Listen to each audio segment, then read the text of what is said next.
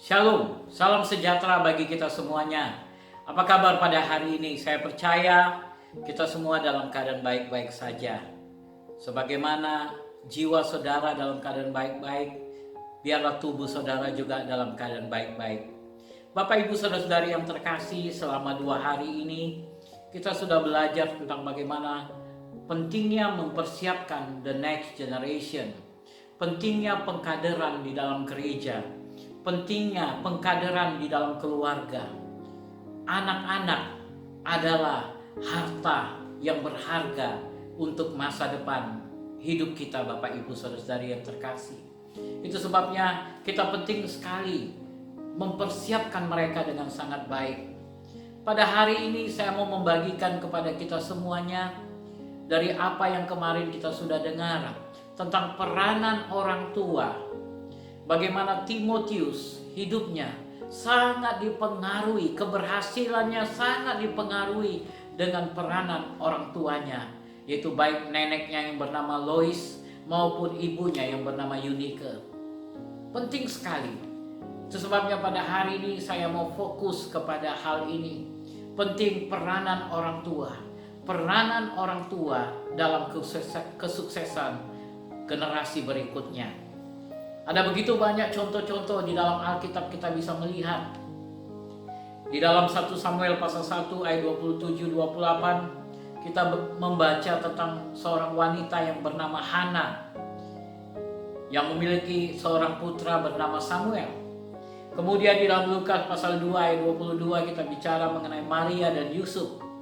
Dan kemudian Abraham di dalam Kejadian 22 ayat 1-3. Kita melihat ada orang tua yang menyerahkan anak-anaknya kepada Tuhan. Penting sekali kita menyerahkan anak-anak itu kepada Tuhan. Di dalam kitab Injil Yohanes, Tuhan Yesus katakan, bawalah anak-anak itu datang kepadaku. Bawa mereka datang kepadaku. Kita sebagai orang tua bertanggung jawab untuk membawa anak-anak kita datang kepada Tuhan. Pelajaran ini sangat penting bagi mungkin di antara saudara ada yang mendengar masih anak-anak muda. Ini bisa mempersiapkan saudara ke depan bagaimana menyerahkan anak-anak saudara suatu hari nanti kepada Tuhan. Penting sekali, penting sekali. Dan bukan hanya untuk berbicara tentang masa depan, bahkan mungkin ada di antara anak-anak muda, engkau mengalami hambatan-hambatan dalam perjalanan rohanimu karena beberapa hal yang akan kita bicarakan pada hari ini belum diselesaikan oleh orang tuamu. Dan ini sangat baik untuk kau mengingatkan mereka tentang hal-hal berikut yang akan kita bicarakan. Oleh sebab itu, tetap dengarkan firman Tuhan ini. Saya akan mulai dengan 4 elemen dasar yang membuat kita harus menyerahkan anak kita kepada Tuhan. 4 elemen dasar. Yang pertama, ketika kita menyerahkan anak kita kepada Tuhan, itu merupakan bentuk konfirmasi kita akan kasih Tuhan, akan kasih kita kepada Tuhan.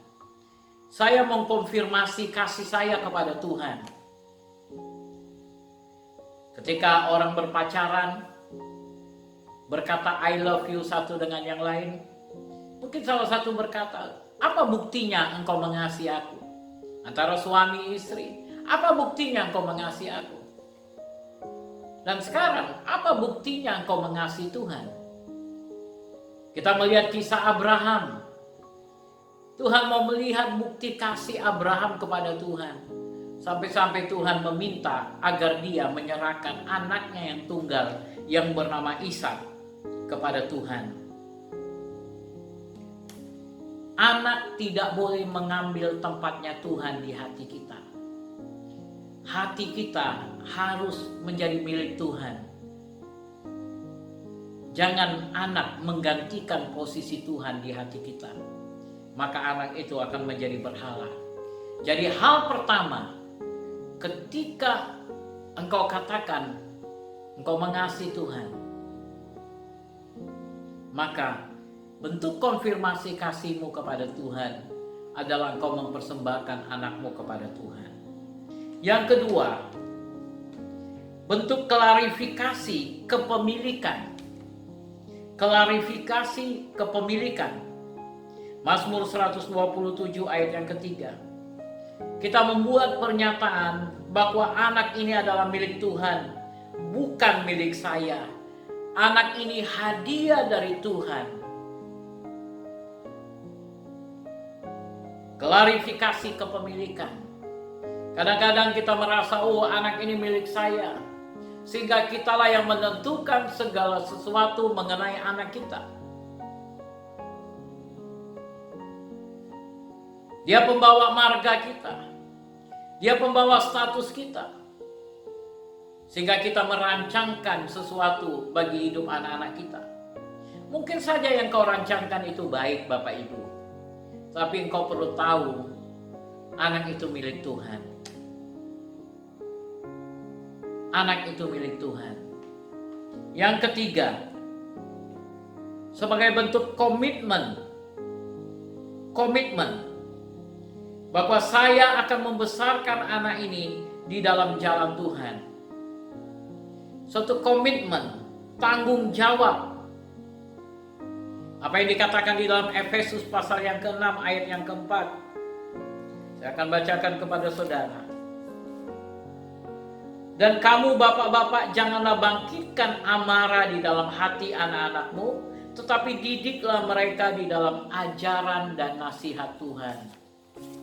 Ini merupakan komitmen saya, tanggung jawab saya, bahwa Tuhan memerintahkan saya harus mendidik anak-anak itu di dalam jalan Tuhan. Maka dengan demikian ada keputusan-keputusan yang akan kita perbuat. Yaitu yang pertama, saya akan menjadi orang tua yang takut akan Tuhan. Karena bagaimana saya mengajarkan jalan Tuhan kepada anak saya kalau saya sendiri tidak hidup seturut dengan jalan Tuhan. Yang kedua, saya akan mengajarkan Kristus kepada mereka. Saya akan membawa mereka ke gereja. Saya akan mengasihi mereka. Saya akan berdoa bagi mereka. Saya akan mengajar dan melatih mereka. Saya akan menjadikan rumah kami menjadi rumah kudusnya Tuhan. Sama seperti Joshua di dalam Joshua pasal 24 ayat yang ke-15. Dia katakan, aku dan seisi rumahku. Selagi anak-anakmu masih numpang tinggal di rumahmu, maka engkau bertanggung jawab atas hidup kerohanian mereka. Jangan kau berkata, mereka sudah besar, terserah mereka. Tidak seperti itu. Selagi mereka berada di dalam bawah payungmu, maka mereka adalah tanggung jawabmu. Maka komitmenmu kepada Tuhan, engkau harus bimbing mereka di dalam jalan Tuhan, Bapak Ibu. Yang keempat, saya mengklaim rencana Allah dan segenap janji Allah terhadap hidup anak tersebut. Saya ulangi, saya mengklaim rencana Allah dan segenap janji Allah terhadap hidup anak tersebut. Anak-anakmu diberkati oleh karena ketaatanmu kepada Tuhan. Dan juga anak-anakmu akan menerima kutukan oleh karena ketidaktaatanmu. Amsal 22 ayat yang ke-6. Amsal 22 ayat yang ke-6. Didiklah orang muda menurut jalan yang patut baginya, maka pada masa tuanya pun ia tidak akan menyimpang daripada jalan itu. Penting sekali kita mendidik mereka dengan baik. Ketaatanmu kepada Tuhan akan menjadikan anak-anakmu diberkati. Diberkati. Apakah engkau ingin anak-anakmu diberkati? Biarlah anak-anakmu itu menerima segenap janji Tuhan. Ada begitu banyak janji-janji Tuhan yang Tuhan berikan kepada orang-orang percaya.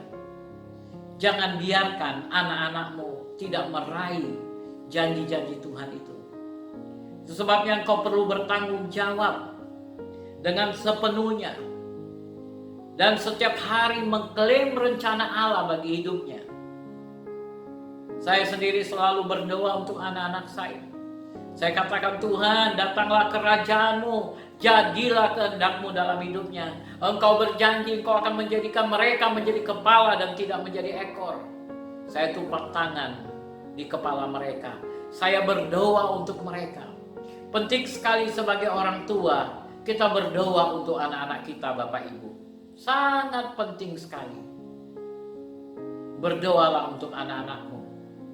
Klaim janji-janji Tuhan. Ingatkan mereka, mereka adalah milik Tuhan. Ingatkan mereka adalah kepunyaan Tuhan. Dari 4 elemen dasar yang kita pelajari, maka kita melihat dari kehidupan Abraham, ada beberapa hal yang kita bisa lihat. Bagaimana Abraham mengkonfirmasi kasihnya dan hormatnya kepada Yehova melebihi daripada anaknya. Bagaimana Abraham mengkonfirmasi kasihnya dan hormatnya kepada Yehova, bahkan juga melalui anaknya. Karena dia tahu anak ini adalah pemberian Tuhan, titipan Tuhan. Yang kedua, Abraham mengklarifikasi bahwa Ishak itu memang benar-benar milik Tuhan. Kau yang memberi, kau yang mengambil, terserah kepadamu. Jadilah seperti yang kau mau. Dan Abraham juga menunjukkan komitmen untuk menjadi orang tua yang takut akan Tuhan. Ketika dia membawa Ishak naik ke Gunung Moria, dia sedang mengajarkan kepada Ishak tentang pentingnya ketaatan. Pentingnya ketaatan. Yang keempat, Abraham mengklaim rencana Tuhan dan segenap janji-janji Tuhan atas hidup Ishak. Biarlah janji-janji-Mu Tuhan yang Kau berikan kepadaku dicurahkan dalam kehidupan anakku. Abraham mengklaim janji-janji Tuhan itu. Jadi sebagai orang tua, Bapak Ibu Saudara yang terkasih, penting sekali kita mengklaim janji-janji Tuhan. Kita perlu memahami 4 elemen dasar itu, Bapak Ibu. Kita perlu mengerti dan mengetahui sebagai orang tua. Kenapa? Kenapa saya harus mengkonfirmasi kasih saya melalui anak ini kepada Tuhan? Kenapa saya harus klarifikasi kepemilikan itu? Mengapa saya harus tunjukkan komitmen saya kepada anak ini? Dan yang keempat, saya harus mengklaim janji-janji Tuhan. Kiranya Tuhan memberkati saudara ketika saudara berusaha membimbing kehidupan keluargamu berjalan maju di dalam Kristus. Bila Tuhan menyertai dan memberkati saudara. Dan bagi anak-anak muda, biar engkau boleh membagikan berkat ini kepada orang tuamu.